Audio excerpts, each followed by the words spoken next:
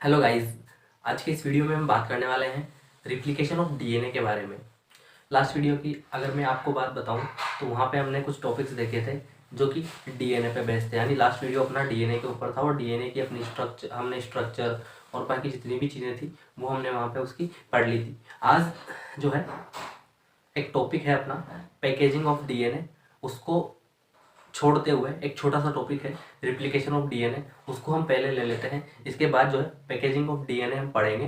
ठीक है, तो 2.2 मीटर लंबा जो डीएनए होता है, जैसा मैंने आपको बताया था, तो उसको किस तरह से जो है पैकेजिंग की जाती है एक छोटे से न्यूक्लियस के अंदर। ठीक है, बहुत कम जगह पे उसकी किस प्रकार से पैकेजिंग होती है या क्रोमोसोम किस प्रकार से बनते हैं उनकी हम बात करेंगे। लेकिन उससे पहले आज अपना जो टॉपिक है रिप्लिकेशन ऑफ डीएनए, इसके बारे में हम पढ़ेंगे। तो रिप्लिकेशन ऑफ डीएनए की यहाँ पे हम बात करेंगे, जिसमें हम जो है हिंदी में अगर मैं आपको बताऊं तो इसको बोलते हैं डीएनए की पुनरावृत्ति। ठीक है, यानी डीएनए जो है उसकी पुनरावृत्ति यानी दोहराना। पुनरावृत्ति का मतलब आपको पता है। ठीक है, पुनरावृत्ति मतलब होता है किसी चीज को दोहराना, as it is same to same copy करना। ठीक है, तो इसमें क्या होगा, डीएनए से जो है वापस डीएनए बनेगा, यही जो है रिप्लिकेशन कहलाता है। रिप्लिकेशन इसी को हम बोलते हैं। और जब हम सेंट्रल डोग्मा देखेंगे, सेंट्रल डोग्मा की जब हम बात करेंगे तो वहाँ पे हम देखेंगे किस प्रकार से सेंट्रल डोग्मा की जो स्ट्रक्चर है, डीएनए से रिप्लिकेशन होकर वापस डीएनए बनता है, उससे फिर आरएनए बनता है जो कि ट्रांसक्रिप्शन द्वारा बनता है, फिर इसी से जो है प्रोटीन बनता है जो कि ट्रांसलेशन द्वारा बनता है, और इसी को हम सेंट्रल डोग्मा बोलते हैं। फिर वो नेक्स्ट क्लास में हम उसकी बात कर लेंगे। हम यहाँ पे भी बात कर रहे हैं रिप्लिकेशन की। तो डीएनए की पुनरावृत्ति जो है, इसकी जो मैकेनिज्म है वो कहाँ से आएगी, वॉटसन और क्रिक का जो डीएनए मॉडल है, डबल हेलिक्स मॉडल, जिसमें जो है रेल की पटरी की जैसी संरचना हमने देखी थी, और उसी को जब हम गोल गोल दक्षिणावर्ती यानी राइट हैंडेड मोशन में जब घुमा देते हैं तो वो एक सर्पिलाकार यानी स्पाइरल फॉर्म में चेंज हो जाती है। वही जो है कॉम्पैक्ट डीएनए कहलाता है अपना। और उसी की से जो है उस मॉडल से जो है डबल हेलिकल मॉडल से ही जो है मैकेनिज्म ऑफ रिप्लिकेशन तैयार होती है। यानी कि वॉटसन और क्रिक द्वारा ही जब ये मॉडल दिया गया तो उन्होंने जो है इसकी मैकेनिज्म यानी क्रियाविधि भी बताई रिप्लिकेशन की क्रियाविधि जो है वो भी वॉटसन और क्रिक द्वारा बताई गई। लेकिन एक्सपेरिमेंटली प्रूव यानी प्रयोग करके और उसे सिद्ध किया किसने, कोरेनबर्ग और स्टॉल ने। ठीक है, आप इसको स्टॉल पढ़ सकते हैं, स्टॉल, कोरेनबर्ग और स्टॉल ने जो है इसको एक्सपेरिमेंटली प्रूव किया, ये जो मैकेनिज्म ऑफ रिप्लिकेशन इसको। ठीक है, अब अगर आप ये नोट करना चाहते हैं, स्क्रीनशॉट लेना चाहते हैं तो ले सकते हैं। इसकी अगर मैं आपसे बात करूं कि रिप्लिकेशन ऑफ डीएनए होता क्या है, एक डीएनए अपने पास उपस्थित जो है, ठीक है, उसका रिप्लिकेशन यानी उसकी कॉपी बनाना। इसमें क्या होगा कि जैसे ये एक डीएनए है, मैं आपको बताता हूँ, ये 3 to 5 एंड वाला है, सिरा है। ठीक है, और दूसरा जो एंड है उसके एंटी पैरेलल होगा, यानी ये होगा 3 to 5 इस साइड, तो एंटी पैरेलल। और यहाँ बीच में जो है ये नाइट्रोजिनस बेस से, जिस प्रकार रेलवे ट्रैक होता है और बीच में स्लीपर से जुड़ा होता है, उसी प्रकार यहाँ पे नाइट्रोजनस बेस उपस्थित होते हैं बीच बीच में। अभी डीएनए का रेप्लिकेशन जब हमको करना है तो उसमें क्या होता है कि पहले हाइड्रोजन बॉन्डिंग जो होती है बीच में, ठीक है, उनका ब्रेकडाउन होगा, वो टूटेंगे। उसके बाद जो है दोनों स्ट्रैंड अलग अलग चले जाएंगे, और फिर जो नाइट्रोजनस बेस है वो अपने कॉम्प्लीमेंट्री नाइट्रोजनस बेस की खोज करेंगे। ठीक है, या उनको ढूंढेंगे और उनके साथ अटैच होंगे, जो कि साइटोप्लाज्म में उपस्थित होते हैं। तो आपने अगर इसका स्क्रीनशॉट ले लिया तो इसके मैकेनिज्म हम देख लेते हैं। बहुत ज़्यादा चीज़ें हमको इसमें पढ़नी है नहीं। ठीक है, तो मैं इसको मिटा देता हूँ। तो डीएनए का एक स्ट्रैंड है,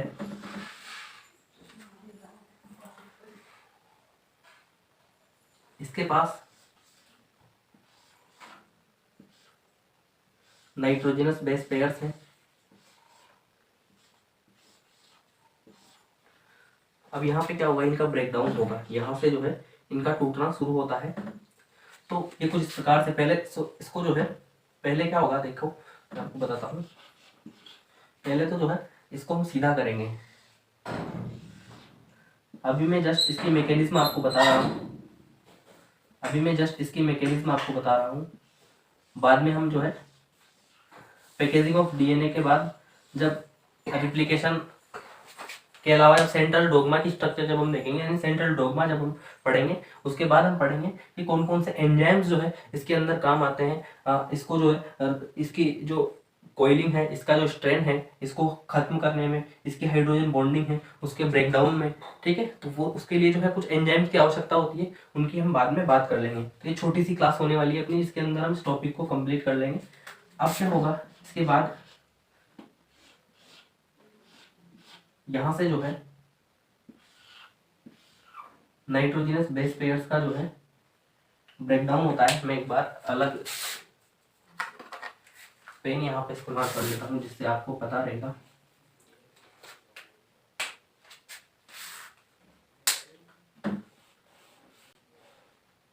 सपोज कीजिए ये ब्लैक एडेनिन है,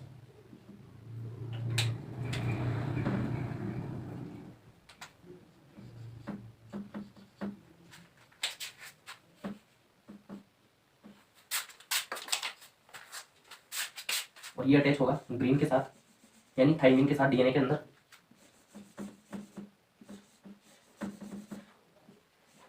ये फिफ्थ एंड है, थर्ड एंड है, और ये थर्ड एंड है, तो ये फिफ्थ एंड कहलाएगा। ये अगर साइटोसिन है तो ये बॉन्डिंग बनाता है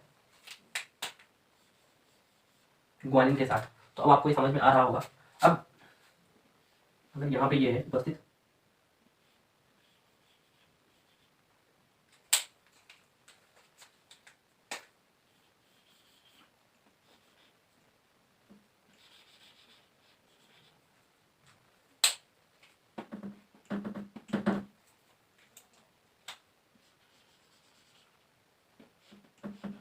ये है अपना एडेनिन,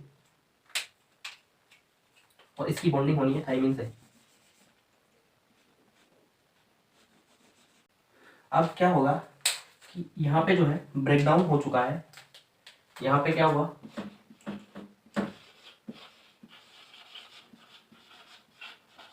ब्रेकडाउन ऑफ डीएनए, आप यहाँ पे लिख सकते हैं हाइड्रोजन बॉन्ड्स।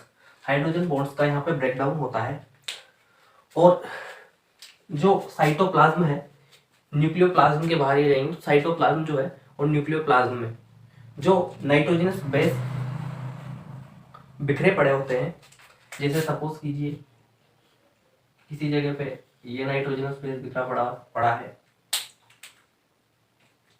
कहीं पे जो है ये नाइट्रोजनस बेस है,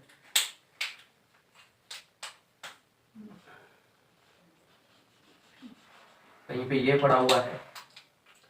तो ऐसे साइटोप्लाज्म के अंदर जो नाइट्रोजनस बेस है वो बिखरे पड़े होते हैं, और क्या होता है कि ये जो है हाफ स्ट्रैंड इस साइड आ गया, हाफ स्ट्रैंड इस साइड आ गया। तो यहाँ पे आप देख सकते हैं, मैं आपको यहाँ पे एक बार बना देता हूँ, जब पूरी की पूरी चेन जो है टूट जाती है तो एक इस साइड और एक इस साइड ये दूर दूर चेन बन जाती है।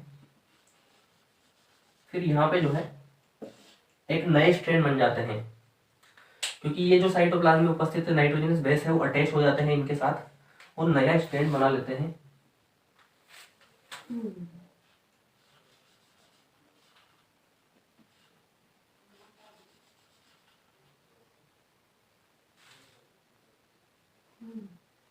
अगर मैं यहाँ पे इनको बनाऊं एज इट इज,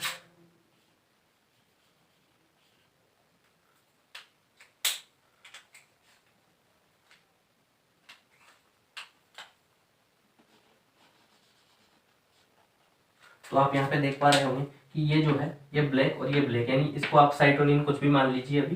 तो ये ब्लैक है, ये ब्लैक है, ये ब्लू, तो ये ब्लू। अभी ये जो पूरा ब्रेकडाउन यहाँ पे हो गया तो एक और नया स्ट्रैंड बन गया, और साइटोप्लाज्म के अंदर जो बिखरे पड़े हुए थे नाइट्रोजनस बेस, ये जो है साइटोप्लाज्म के अंदर नाइट्रोजनस बेस जो बिखरे पड़े हैं, ठीक है, इनको जो है यहाँ पे अटैचमेंट हो जाता है, और इससे जो है यहाँ पे आके जुड़ जाएगा एक नाइट्रोजनस बेस कुछ इस प्रकार से। जबकि बात करें ब्लू, तो इसके साथ अपना अटैच था रेड, तो यहाँ पे जो है रेड नाइट्रोजनस बेस आके जुड़ जाएगा। और ब्लैक, ऊपर वाले जो दो ब्लैक हैं उनके साथ भी जो है ग्रीन, और ग्रीन यहाँ पे अटैच हो जाएगा। जबकि बात करें इस साइड की, तो आप यहाँ पे देख पा रहे होंगे क्योंकि यहाँ पे जो है इस साइड हमने रेड को छोड़ा था, तो ये जो रेड है ये था, और फिर एक और रेड यहाँ पे उपस्थित था, और एक ये ग्रीन और एक ये ग्रीन था, तो मैं यहाँ पे ग्रीन बना देता हूँ।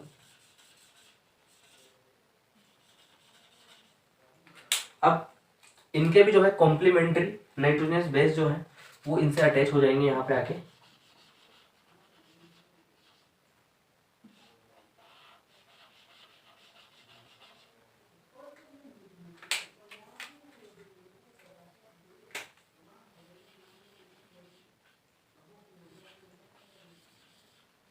कुछ इस प्रकार से।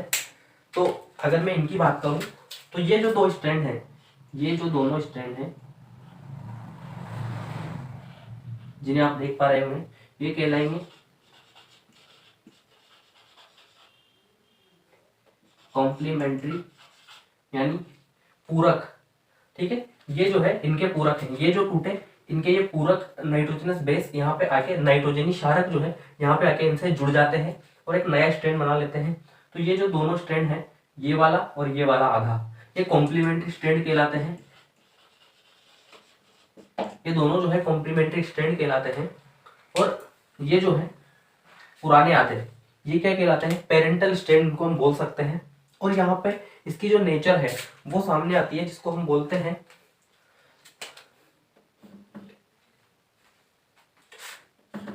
सेमी कंजर्वेटिव यानी अर्ध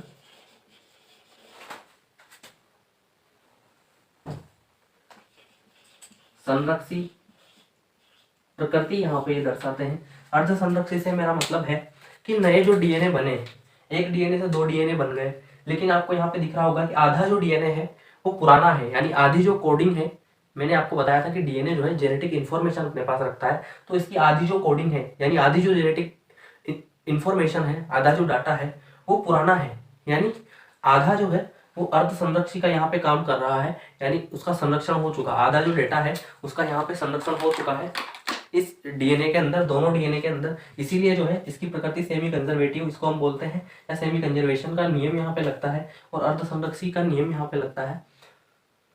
और यहीं पे जो है अपना रिप्लिकेशन ऑफ डीएनए कुछ प्रकार से खत्म होता है। तो आपको ये समझ आया होगा। बाकी नेक्स्ट क्लास में पैकेजिंग ऑफ डीएनए हमको पढ़ना है, इसको आप स्क्रीनशॉट लेना चाहते हैं तो ले सकते हैं, और कुछ इसी प्रकार अपनी बुक जो है उसके अंदर आप बना सकते हैं, नोटबुक के अंदर। इसमें इतनी ही चीज़ हमको पढ़नी थी, बाकी हम नेक्स्ट क्लास में बात करेंगे। तो आज की क्लास को हम यहीं पे फिनिश करते हैं और फिर मिलते हैं नेक्स्ट क्लास में। तब तक के लिए बाय बाय।